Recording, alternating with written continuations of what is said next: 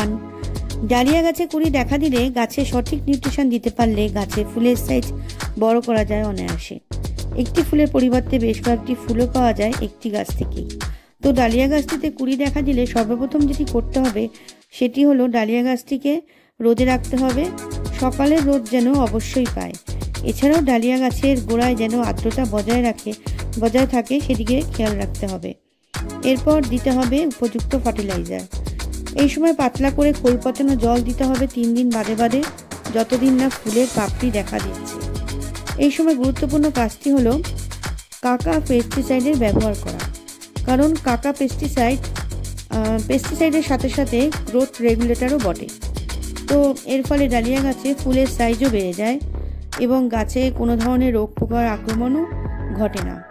এর সাথে এই সময় একদিন করে দিতে হবে মাইক্রোনিউট্রিয়েন্ট অ্যাগ্রোমিন গোল্ড।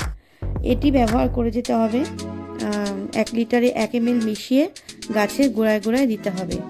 তো ডালিয়া গাছের ফুলগুলো শুকিয়ে আসলে সেই শুকনো ফুলগুলোকে কেটে ফেলে দিতে হবে, যাতে বাকি কুড়িগুলো ঠিকমতো ফুটতে পারে এবং এর ফলে বাকি ফুলের সাইজগুলো বড় হবে খুবই সহজে।